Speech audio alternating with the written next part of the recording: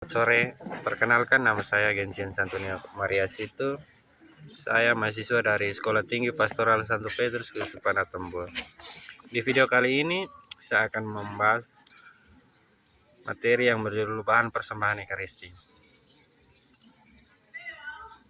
Dalam perayaan Ekaristi, gereja mempersembahkan kepada Allah bahan-bahan tertentu yang memiliki makna teologis, simbolis, dan sakramental.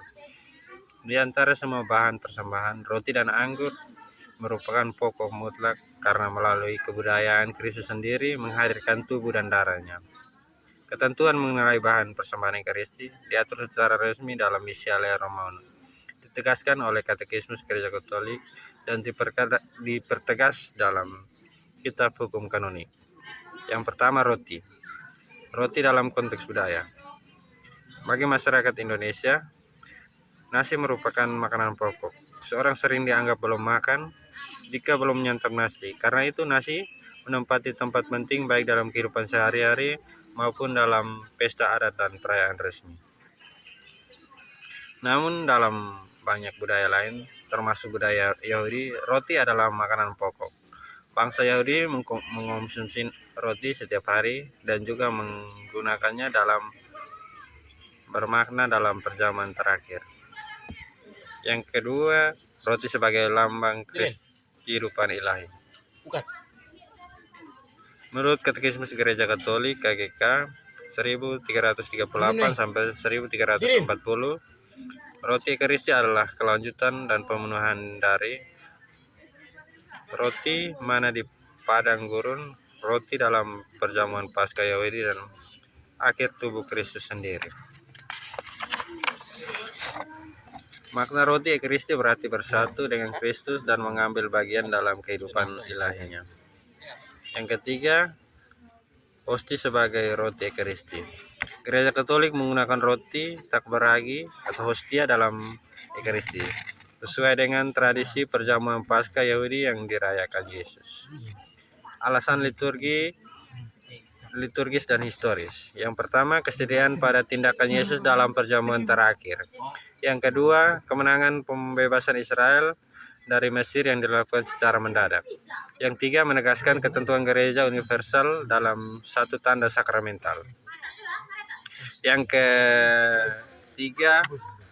kedua, anggur. Anggur sebagai minuman budaya dan liturgis.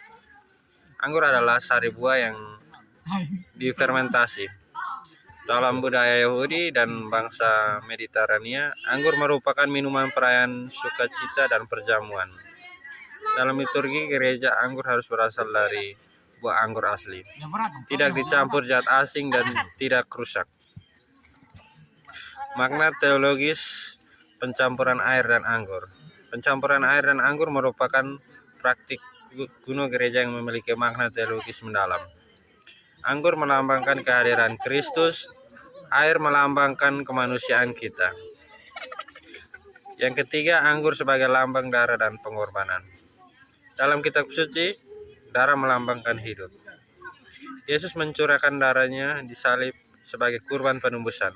Dalam perjamuan terakhir, Yesus bersabda, "Inilah darahku, darah perjanjian yang ditumpahkan bagimu dan banyak orang." Melalui konsekrasi, anggur sungguh menjadi darah Kristus dan sumber keselamatan dan kehidupan kekal. Yang ketiga, air. Air adalah unsur dasar kehidupan manusia dan simbol penyucian dalam banyak tradisi religius.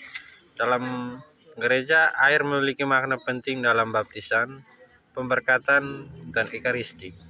Dalam Ekaristi, air dipersembahkan bersama roti dan anggur melambangkan kehidupan manusia yang rapuh dan menyatakan bahwa seluruh hidup manusia dipersembahkan kepada Allah. Yang keempat, apakah roti dan anggur bisa diganti? Pertanyaan ini sering muncul dalam konteks inkrustrasi. Mengapa roti dan anggur tidak diganti dengan nasi dan teh? Jawabannya, gereja tegas tidak bisa. Alasannya, kesetiaan pada tindakan Kristus sendiri.